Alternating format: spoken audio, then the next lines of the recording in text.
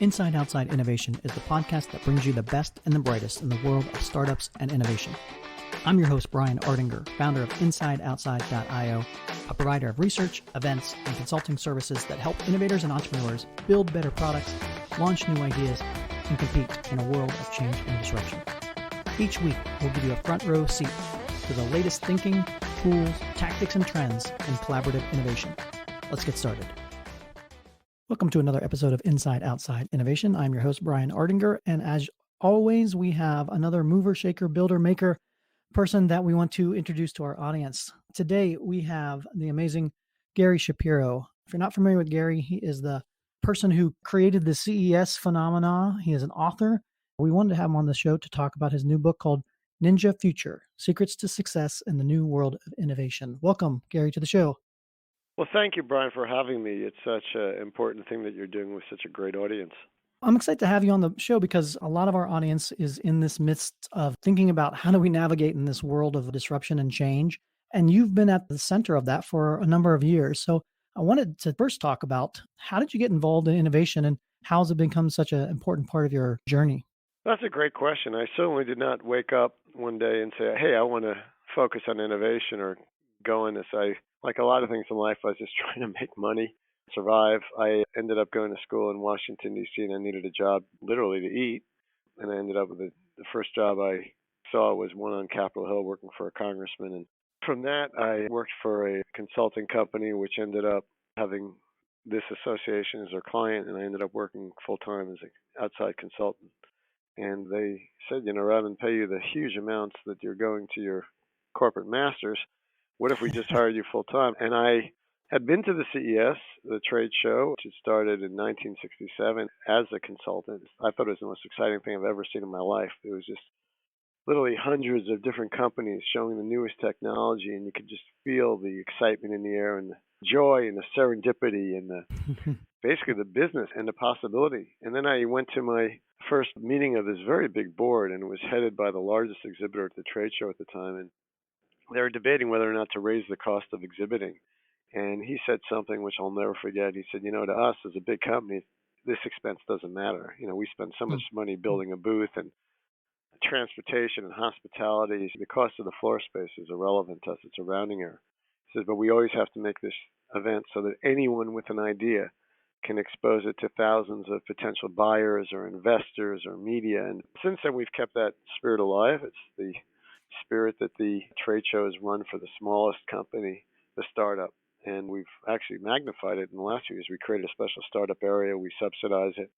And now it's grown to over 1,200 companies. And everyone from the big company partners to the media to the Mark Cubans and Shark Tanks of the world and others go by there. And it's exhilarating for the startups there. They always get something out of it and they appreciate it. So how I ended up this way is like sheer chance. I did some stuff when I was younger that was always doing work of some type, which somehow seems relevant to this. And it worked for me. So it was just worked my butt off. I loved it. But then I realized that because of what happened early on in my career, there was a lawsuit basically challenging the legality of breakthrough product, the VCR at the time.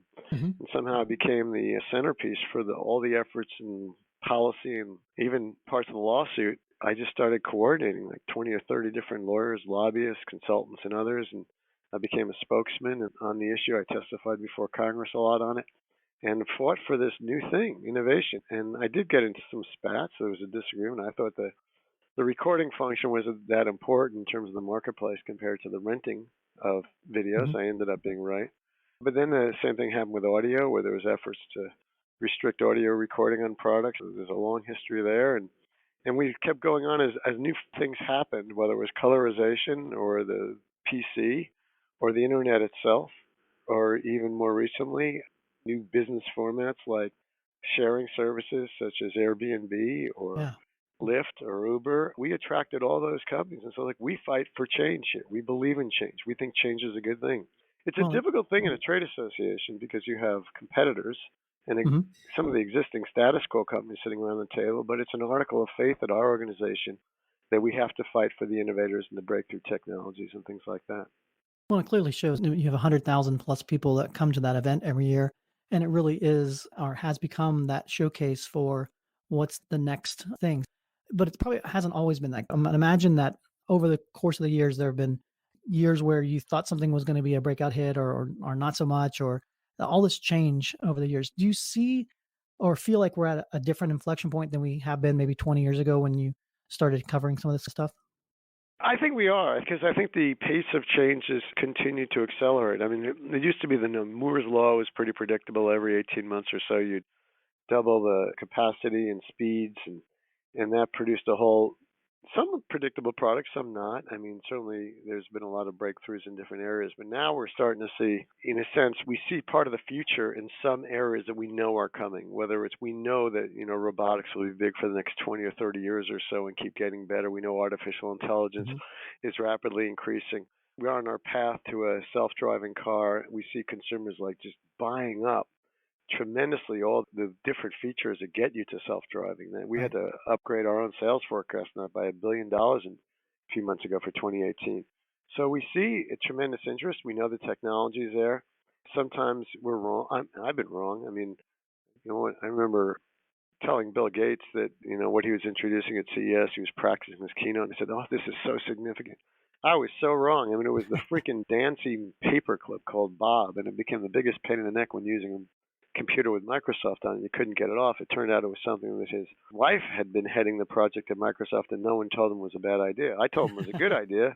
I was so wrong about that. It was like the biggest, most frustrating product. And so sometimes I've been wrong, but generally I've been right. Like, for example, high definition television. I fought a lot of people in the U.S., and I even gave my first overseas trip in Europe talking about that HD TV is something that consumers will want and they'll love, and it's really important. In Europe, you're doing it wrong because consumers will go around you, and that's what happened in Europe. They had to change the whole approach because consumers just started getting HDTV off the satellite and avoiding their local broadcasters. I am certain that the self-driving car is going to be a huge hit. There's no question. Robotics will be big. AI will be big. Drones are coming to do a whole bunch of things. We'll have, in a sense, flying cars in the next 10 or 20 years or so. We'll be doing all sorts of different things. And then there's the whole medical area, which is undergoing radical transformation. Even just how we deal with cancer, there's something called focused ultrasound, which is, in many cases, it's an outpatient treatment as an alternative to chemotherapy or radiation therapy. There's gene-specific treatments. There's also treatments involving just how we deal with pain, where there's devices which can do something where you may not need drugs, and that's a Hmm. very promising area. So when I see what's going to happen, I'm pretty optimistic about the future and the pace of change. And you see these sensing devices, the microelectromechanical systems. You get a lot of bright entrepreneurs figuring out ways to put those together, create new devices, new things that serve consumers and contribute to our health and safety and ability to stay connected, the way we move around. Look at the phenomenon that's happening in a lot of cities around the world now with these electric bikes Yeah. that are out Micro there. mobility and all that kind of stuff. Yeah. Right. So we're Well, seeing rapid change in many different areas, I guess is my point. I think you're also seeing the fact that technology, it seemed to be much more like a vertical focused arena, and you were in tech. But now it seems like technology itself is horizontal and ubiquitous and interconnected with all these other things out there. So it's no longer about technology per se. It's about how this technology and tools actually integrate with the other things that are going on in the universe around us. Brian, I totally agree with that point. In fact, whereas 10 years ago I would say, what's the point of an MBA? It's not a good degree. Now I respect those who get it because they're taught that. They're taught to Mhm. work in a team across cultures, across environments, to deal with different things. As I say, to be ninjas, to deal with Yeah. change that's rapid and to do so. So the whole path to corporate success used to be you move up in one vertical industry in a company in one specialty. You may be a branch out. You go overseas, you do something, get experience. Total opposite today. Today, you want to move up quickly. You have to show a set of skills, which means cutting deals, dealing with different industries, getting outside your vertical. In fact, the whole concept of creativity and innovation to me is focused on your ability to put totally disparate things together. Mhm. I tell people, advise, and my employees and my kids that get out of your comfort zone. Just go do something different. Go somewhere else. Go to a conference that you wouldn't otherwise go to. Go listen. Creativity is taking disparate ideas and putting them together in a useful way. And that's what innovation is about if someone's willing to pay for it. So, well, I get excited when I see all these things out there. And some of the innovations, as I said, are certainly, we know where we're going with Mhm. technology, self-driving cars and robotics and things like that. But others, we just don't know where we're going, and people will figure out things that are amazing services that people will want. And right now, the United States is doing really well, leading in the marketplace of ideas. But, I am concerned, honestly, because you have artificial intelligence is such an important part of the future. And there's a battle going on, and China, China is positioned. China has no privacy laws, and right, they have 1.4 billion people that speak the same language, and tons and of data. tons and tons of data, and data is the fuel for AI. And Europe, I think, has not done that great in innovation, in part because of the rules and the laws and the bureaucracy and increasing the privacy. And there's a trade-off between privacy and innovation. Now, I want to be like the three bears. I want to get the porridge that's really just the right temperature. China, there's no privacy, and increasingly a tremendous innovation. Well, it's interesting to see when you talk about China, the other thing that's kind of changing the dynamics there is as it becomes less rural and more urban and, rise of these urban centers all around the country. Urbanization has typically led to a rise of creativity and innovation itself. And how's that going to play out when the U.S. has in the past have been thought of as that great beacon of innovation and thought, how might that mantle change if China starts to become more, quote unquote, innovative and creative around the space rather than just the executor of a lot of the stuff that has come out in the past? Certainly, China's already on that path. We Mm-hmm. started an event in Shanghai every year, CS Asia, and 5 years ago. And the first show is mostly copy stuff and American companies and Europeans showing innovation.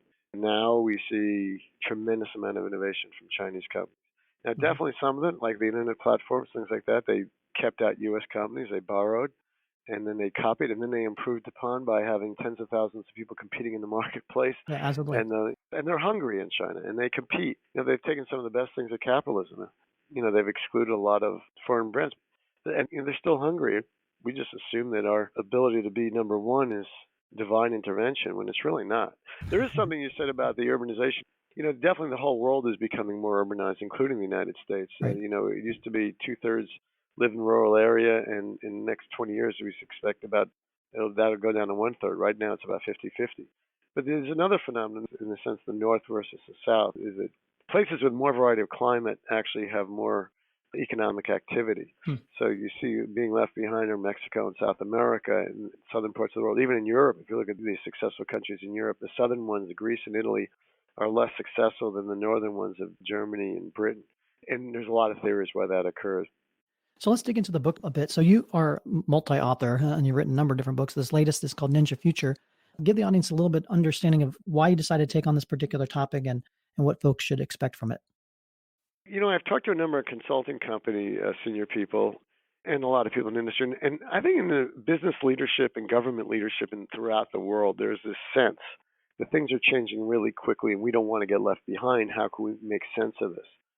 So it's a book that's written for people who want to understand what's going on today and where we're likely to go with a whole range of technologies. It's basically to show them that technology is fundamentally changing. I've been saying for years every company is a technology company. Now that sounds like, oh my gosh, that's so passe.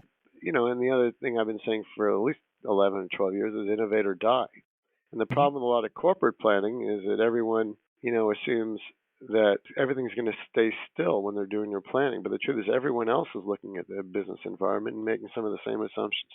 So sometimes you end up with a lot of overcapacity in different areas. Everyone heads the same direction.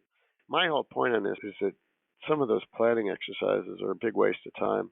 I don't believe a startup, for example, should have a business plan. I believe you get your prototype out there and you talk to potential customers, you get your idea and you get a lot of feedback, and then you start building and doing things. And once you have a lot of good input and you act quickly, and no matter what you do, there's going to be change. I mean, all the startups I talk to that participate at CS in Eureka Park, I always say, after 4 days, your whole business plan is going to change because you're going to get so much feedback. Right. So don't be stuck in it. I mean, the challenge is, I think, in a lot of planned economies and others, is people think you're going to go a certain way. And the other thing that's big and changing, the big companies used to have an advantage, and they still do in some ways. I mean, they certainly have the resources, the money, the people, to massively throw out a product. But the problem they have is that they're very slow to change. They throw too much money. They don't fail fast. They'll be stuck with an old plan and keep executing on it. Right. Whereas if you're a startup, you don't have a lot of money, you have to change to survive. You have to be nimble. And the marketplace is rapidly changing all the time. So in the ninja concept, which I had in my last book as well, Ninja Innovation, is based on a Japanese warrior. The point is that you act like a ninja, as I tell my kids and I tell my employees. You have to be willing to flexibly move and change rapidly. But you have to plan ahead. You have to get a team, and you have to get a team of people that are not like you. Diversity breeds innovation. It's another thing we have over China, and over most of Asia, frankly, is in the United States. We have an extremely diverse population. and we disagree with each other. It doesn't help us move along some social issues. But, we haven't been together for 10,000 years the way that, some of the Asian cultures have. Right. They're homogeneous, we're heterogeneous. But I think we're more innovative because of it. We have a lot of different ideas because of it, at least innovation. We're also, in a sense, genetically predisposed to push against the status quo from, the fact that we took on the British and the American Revolution, the fact that most of the people who are here derive from people who wanted a better life. And our kids are not really good at rote. People panic, we're doing so bad on all these, by these global standards on rote tests and science and math. But what we are really good at is asking why or why not, is opening that lemonade stand. So what Ninja Future is focused on is people who recognize a change is afoot and they want to know how to deal with it. And I give a lot of life hacks for that. I give some ideas.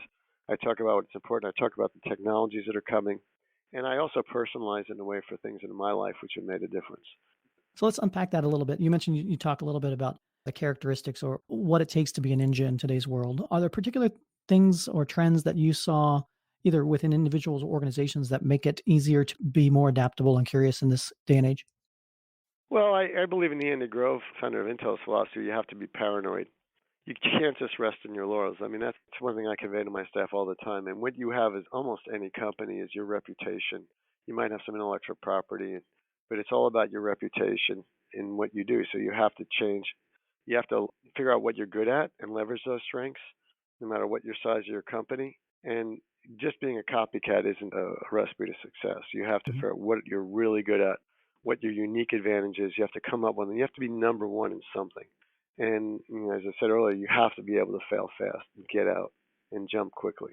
And another great thing about American culture is we have a culture more accepting of failure, and we treat it as partly education than probably any other culture in the world.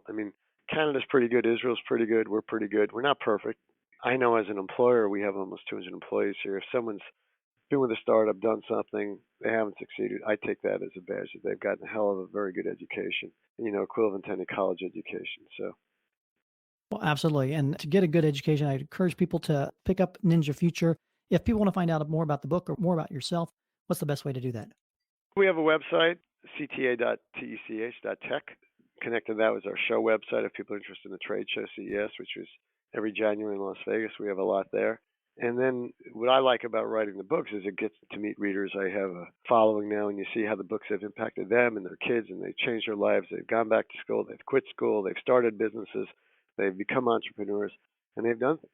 This isn't a book about your accounting for your business. This is a book about how to look at the world in a balanced approach, in a balanced way, which gives you an opportunity to succeed. The truth is, I don't want to defraud you here. I am not an entrepreneur or an innovator. I took over a company. We've done very well, in part because of the technology that we've brought into it and our strategy has worked. But I am dealing with entrepreneurs all the time. I've met so many startups, and a lot of those startups have grown into bigger companies, and those bigger company CEOs are now volunteering with us and are helping govern us because we're a nonprofit organization. I don't own the company, sadly, but it is owned by the industry, and the CES is an industry asset that we work hard to protect, but we also work hard to make it relevant to entrepreneurs. It's a huge asset, and I'm super glad that I had a chance to talk to you and have you on the Inside Outside Innovation Show. Looking forward to next year's CES. Maybe we can get you back on and talk about the trends that happen every year. Gary, very much appreciate you being on the show. Thank you, Brian. Thank you for having me, and thanks for what you're doing with the innovators and the entrepreneurs. That's it for another episode of Inside Outside Innovation. If you want to learn more about our team, our content, our services, check out insideoutside.io or follow us on Twitter at the IO Podcast or at Ardinger. Until next time, go out and innovate.